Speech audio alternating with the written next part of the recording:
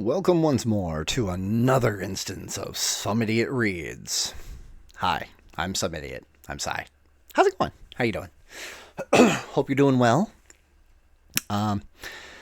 This should be going out 2 weeks in the future, so hello from the past. I hope the future is not more of a garbage fire. We'll see. Maybe I'll be surprised. I kind of doubt it, but maybe. For this one, we are going to be continuing with some of the pieces from the most esteemed and respectable Coyote. I don't remember your ring name, dude. Like, you call me Sensational Sigh, and I appreciate that. Like, there's a ring to it. That's cool. What was yours? Like, do I call you esteemed? Do we just go like the unfettered degenerate? I mean, after reading some of the stuff that you got up to, and oh Jesus, it was just a couple of weeks ago that I read it in friggin' North Carolina. Some of the stuff going on there. Maybe you're a bastion of morality. I'm not saying they're good morals. I'm just saying they are morals of some sort. Yeah, I'm just gonna stop at this point. But this is the works of the wonderful Coyote Wallace. Absolutely adore him. Which, this is my semi-regular reminder. Did you know that Coyote Wallace came out with a book? Maybe, will the lighting go well? Ish, sort of. And look at this. American Mystic. The life, death, and rebirth of one Jimmy Wonderful. Have you bought your copy? Be truthful now. If you haven't, you hurt my feelings, and I'm very disappointed. I'm not gonna turn away from you. Oh Jesus Christ. Okay. I was gonna sit down and be like, a little baby Deathclaw is very upset. Hello, how do you feel about this, my little friend, that somebody may not have bought a copy of American Mystic? Oh, that's bad language this early in the video. You need to go sit back down and not make additional clattering noises on my desk. Yes, go right over there, buddy. But yes, American Mystic. I am going to continue to push this because I absolutely love the work. Link will be in the description. Go get yourself a copy. Get a friend a copy. Get yourself and a friend a copy. And buy another copy and give it to a random stranger. Why not? Start a new trend. Christmas is around the corner. Wait.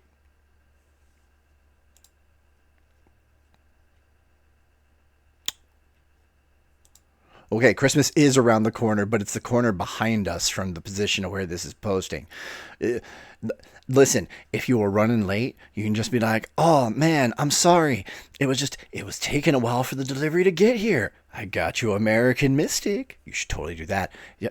Listen, they will be so wowed by the narrative aplomb and skillful use and craftsmanship of such an amazing tale that they will completely forget the fact that the gift came late. Or maybe it's a bonus gift.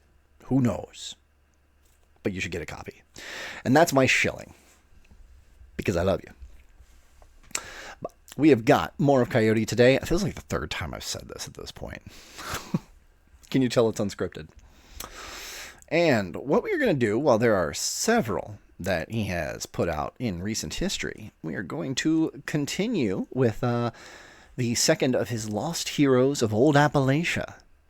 Currently, I believe there's only 2 of these. I'm going to badger and pester him to write more of them, because I think this is really worth actually reading, as long as it's not too much of a strain on his soul to do the research. That is the balance of this. This is some dark shit.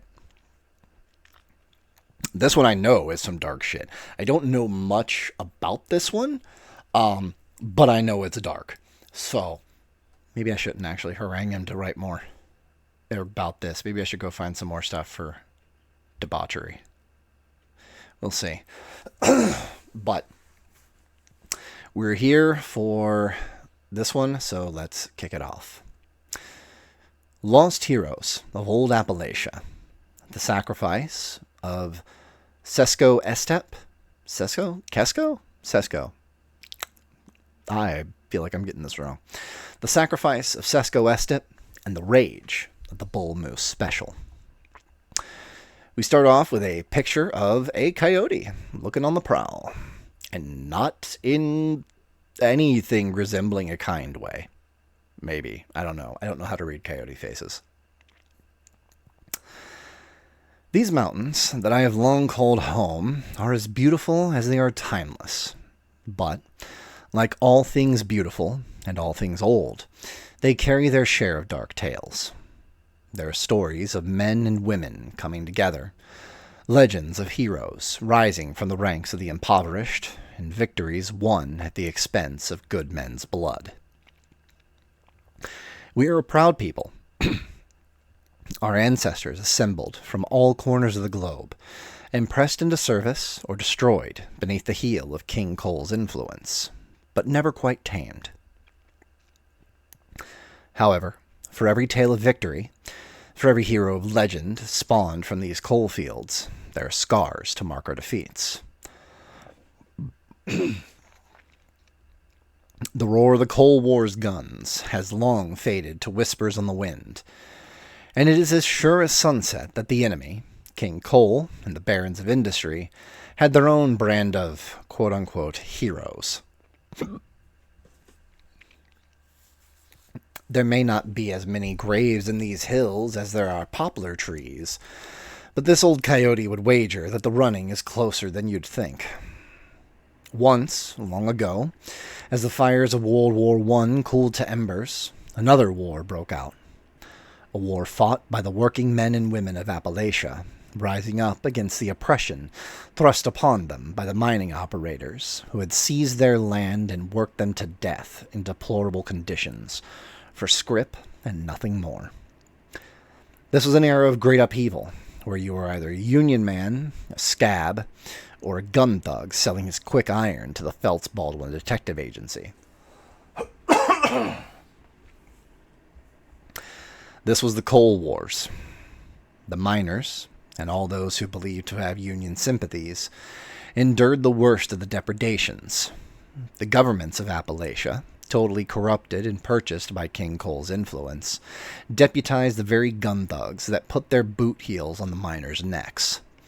With the full backing of the law, beatings became routine, killings were commonplace, and the families of the miners lived in constant fear of eviction, or worse. This is the world in which our tale takes place. Our writer is Coyote Wallace, and this is the sacrifice of Cesco Estep and the rage of the bull moose special. Paint Creek. We ain't gonna dig no more. The Paint Creek Cabin Creek mining camp was one of the largest in West Virginia, and the strike ignited there would become one of the bloodiest and most pivotal moments of the Coal War. Here, in Paint Creek, the forces of the Union would clash with the forces of industry. The working man, trampled beneath the boot of the coal baron, would begin to rise in rebellion against the poor conditions and even worse pay they were forced to endure. The spark began when the Union miners, inspired by fiery activists like Mother Jones and aided by the Socialist Party, made one final push for the mine owners to meet their demands. Meeting just outside the city of Charleston, West Virginia, on April 18, 1912, the Union miners demanded an end to the use of the gun thugs, evictions, scrip, and the restoration of both free speech and assembly rights. These demands were presented in good faith and were believed by the UMWA, the United Mine Workers of America, leadership to be more than fair. What follows here is a picture captioned Mother Jones organizing at Paint Creek in 1912. The mine owners, citing that the Union was nothing more than an effort by competitors to sabotage their operations, responded by deploying hundreds of Baldwin Phelps detectives, commonly known in Appalachia as gun thugs, arresting Union miners, installing machine gun nests, and unleashing a torrent of forceful evictions designed to rattle and scare the workers out of organizing. All hell broke loose. The governor of West Virginia, William Glasscock, who was firmly in support of the coal company rather than the coal miner, declared martial law and deputized the Phelps-Baldwin detectives as constables of the state. The first year of the strike saw nearly 200 miners arrested, including Mother Jones herself, with many more beaten or killed in the wake of the spreading conflict. What follows is a picture of weapons stockpiled at Paint Creek to use against the UMWA organizers. Armed camps for both sides soon formed, and the harder the coal companies pushed, the deeper the miners dug in. Where starvation failed to break the striking miners, axe handles and bullets were employed instead. Yet, the gun thugs did not account for the indomitable spirit of the people they sought to trample, or the fact that many of the miners had a combination of military experience and a practical mountain survival skills. Many of the miners' families were forced to leave their homes and instead dwell in tent cities that followed behind the wave of striking miners. These tent communities were often deprived of even the most basic necessities. Food was scarce, medical supplies were nearly non-existent, and the children especially suffered greatly from malnutrition and exposure to the elements. Still, the miners would not bow to their oppressors, and the strike raged on. Their will and commitment to one another became as great a weapon as any firearm brought to bear against them. The miners may have had righteousness, fighting spirit, and a better understanding of the land than their opposition, but the gun thugs were better provisioned. To combat this, the miners often resorted to liberating weapons and supplies from the coal company's encampments. This was guerrilla warfare at its most base and brutal, but, with their backs against the wall, the coal miners of Appalachia were determined to do whatever it took to win freedom for themselves and the generations to come. What follows is a picture captioned, Paint Creek Coal Miners. After firing upon and seizing a company ambulance, the medical supplies inside were a valuable necessity to both sides, and raiding a company store in Mucklow, a mine operator, Quinn Morton, and the government of West Virginia decided to bring the full weight of their power against the miners. The wrath of King Coal would take the form of a thunderous beast of steel, smoke, and fire that would forever be known in the hills of Appalachia by the name given to it by the Progressive Party of West Virginia, the Bull Moose Express. The Iron Devil. A picture follows with the Bull Moose Express prior to upgrades in 1912. The Bull Moose Express consisted of a locomotive engine, one passenger car, and a baggage car donated by the C&O Railroad Company in hopes of ending the strike. The rail barons suffered alongside the coal barons, for without the Appalachians to dig the coal that fueled their trains, they too felt their feet being held over the fire. However, this was only the beginning. Once the locomotive arrived in Huntington, the engine and its cars were quickly stripped of any unnecessary luxury or weight. The walls were fitted with 6-inch iron plates. Portholes for the deployment of rifles were installed in the passenger car, so its occupants might fire from the safety of cover, and 2 50-caliber machine guns were mounted on the baggage car. The idea was to create an impenetrable rolling fortress capable of delivering the gun thugs to any point within the striking territories without fear of reprisal from the miners. However, in the hands of men like Quinn Morton and the corrupt officials of the state, the Bull Moose became an instrument of death and terror. While the miners were able to seize the weapons of the enemies, they were, by and large, ill-equipped to deal with the sheer firepower that the Bull Moose could bring against them. They were simply too few weapons in the miners' arsenal that could penetrate the thick armor or hope to stand up to the guns it carried. What follows is a picture, captioned, reenactment photo of the Bull Moose Express in action. The Bull Moose proved so formidable that it became the single deterrent sufficient to keep the striking miners from attacking other trains ferrying scabs into the region. The coal operators were terrified by the unity displayed by the miners, who seemed to care less about the race or cultural origin of the men beside them than the fact those men were willing to fight shoulder to shoulder with them. A favorite strategy of the coal operators who deployed the bull moose was to bring in non-unionized African American workers to serve as scabs for the primarily white union jobs, and bring in white non-union workers for jobs that primarily employed African American miners. Scabs are the poison to any labor effort, and the Bull Moose Express was the iron fang of King Coal, delivering that poison to the heart of the striking miners' efforts.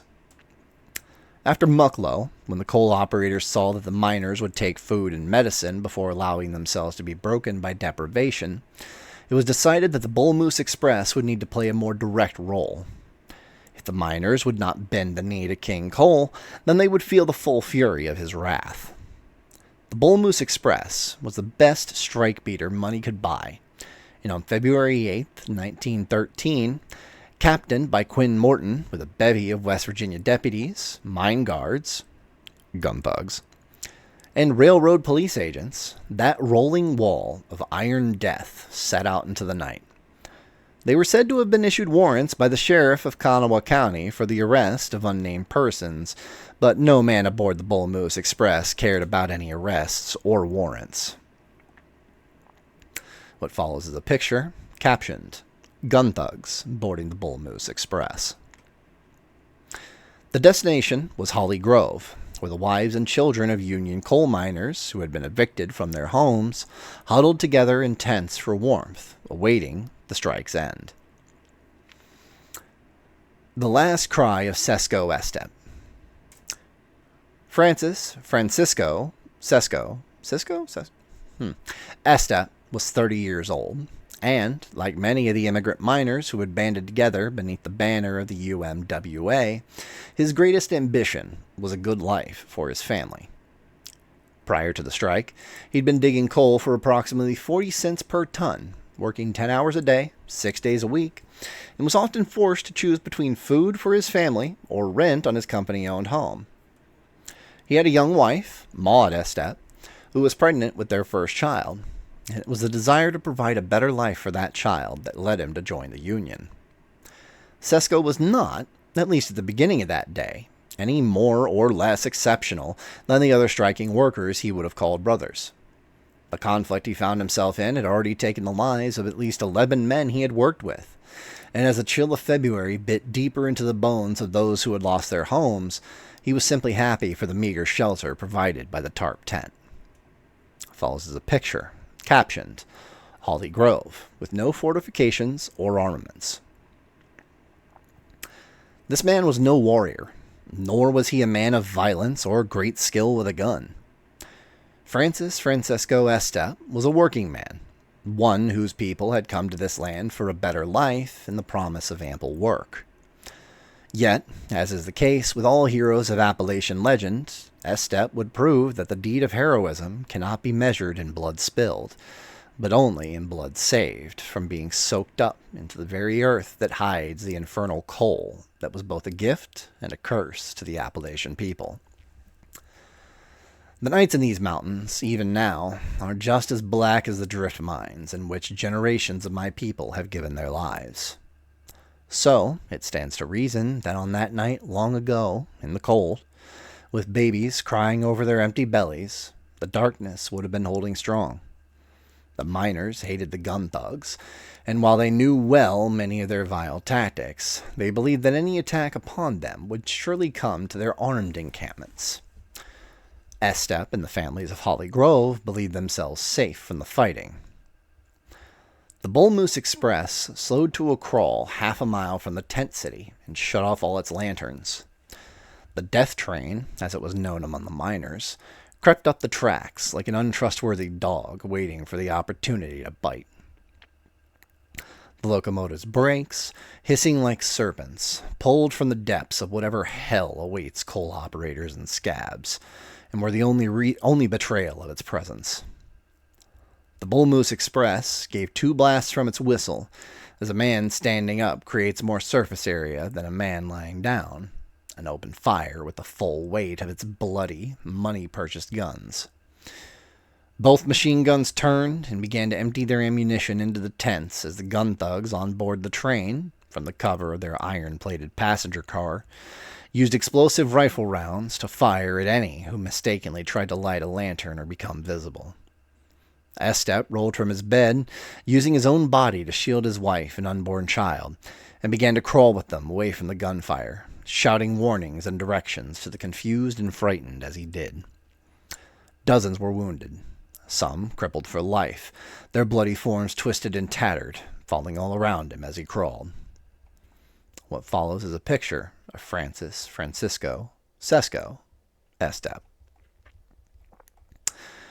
After Estep managed to get his family to safety, he turned and returned to the fray, running up and down the line as the gun thugs emptied their machine guns and rifles. His efforts to draw fire from the gun thugs as the wounded were dragged away, and his decision to direct those who otherwise would have been lost to panic, saved countless lives. He was one man, unarmed, and was bound only to the others in the camp by shared hardship, community, and the belief in the cause of the UMWA.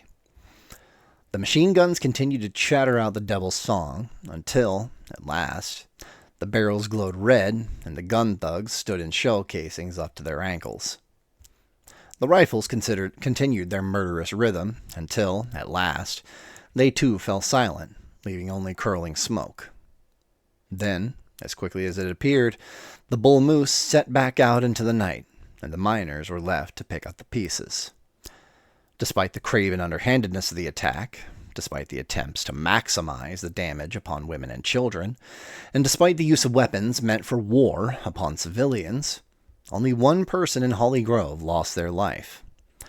Of all the young women, children, and recuperating Union strikers, the gun thugs had only managed to claim one life thanks to the efforts of Cesco Estep, and that life was Estep's own. What follows is a picture Estep's daughter, Frances Estep, born after his death. Francisco Estep was found not far from where the last of the wounded men had been evacuated during the onslaught. His face had been torn away by a burst from the machine guns, and he lay dead in the mud, rendered unrecognizable until tally and count could be made of the survivors. His deeds would go on to be memorialized in the song Coal Miner's Grave by Hazel Dickens, and his death would serve to galvanize the coal miners of Appalachia. Estep, who was but one man trying to do what was right, had thwarted the efforts of the C&O Railroad, King Coal, Governor Glasscock, the gun thugs, and coal operator Quinn Morton. Francisco Estep is buried at the Holly Grove Cemetery, and there are no finer words that this coyote might write of him than those inscribed upon his headstone. Dedicated to the memory of Francis F. Estep, for distinguished service and self-sacrifice in the cause of labor and the advancement of the United Mine Workers of America. And what follows is a picture of said headstone. That's badass. Tragic as hell. As it is with any of this kind of shit. And I mean, I'm going to say, like, I knew... I'm a Florida boy. I grew up in, further on south. I'm not native to the Appalachian region or anything like that. I've known for a long time in a sort of vague sense, prior to reading any of this from Coyote, of there had been atrocities committed in the name of industry. Many places across the world, but most certainly in relation to the coal industry in Appalachia specifically.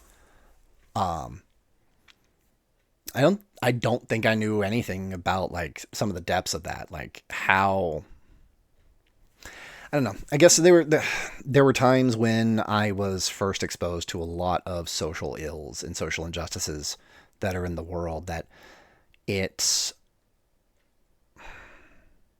interesting. It never, I've known for a long time that there's certainly some pretty horrifying shit that businesses do in the name of continuing to gain capital. And it continues even to this day. Whatever sort of whitewashing and, little baby face they put on for public consumption here in the United States, make no mistake, businesses only care about money. They care about the blood. They don't care about money, and they don't care about whatever bloodshed may stand between them and getting more money. That's just the nature of it. It's ruthless. It's cold. It's inhuman. There's something that strikes a bit different. And I don't know if it's the way that Coyote goes on to describe how he describes this going on with the passion and awareness. Or if it's something else entirely, but something about this just hits differently from hearing about snipers on a factory roof, There's something weirdly it's weird to say, but there's something impersonal about that. You hear about Union strikers and snipers going in and just taking people out, but this was fucked. This was fucking horrifying.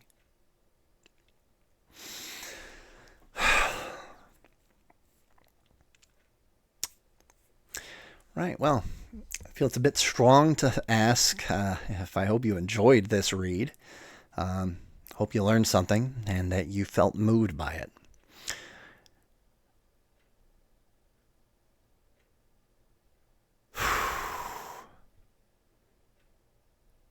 Sorry, I'm just catching myself staring at that headstone. I hope you felt moved by this, that it brought some awareness to some pretty devastatingly horrible shit that has happened in our nation's history here. And that it inspires you to see more, understand more, learn more, all that stuff there. And remember,